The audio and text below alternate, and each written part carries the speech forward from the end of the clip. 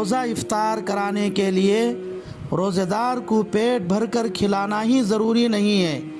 بلکہ اگر کوئی شخص کسی روزہ دار کو پیٹ بھر کر کھلانے کی طاقت نہیں رکھتا تو پھر اپنی طاقت اور گنجائش کے مطابق کسی روزہ دار کو صرف لسی کا ایک گھونٹ ہی پلا کر روزہ افطار کرائے، یا ایک کھجور ہی کھلا کر روزہ افطار کرائے، یا پانی کا ایک گھونٹ ہی پلا کر روزہ افطار کرائے، تو اس کو بھی اللہ تبارک و تعالی 3 انعام دیتے ہیں۔ پہلا انعام یہ ہے کہ اس کے گناہوں کو معاف کرتے ہیں، دوسرا انعام یہ ہے کہ اس کو دوزخ کی آگ سے آزاد کرتے ہیں، تیسرا انعام یہ ہے کہ اس روزہ رکھنے والے کے برابر اس کو بھی ثواب دیتے ہیں۔ چنانچہ ارشاد نبوی ہے،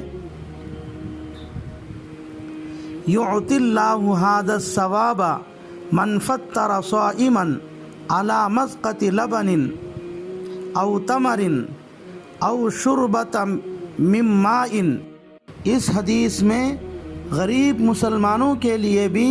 بہت بڑی خوشخبری ہے کہ اگر وہ کسی روزہ دار کو افطار میں پیٹ بھر کر کھلا نہیں سکتے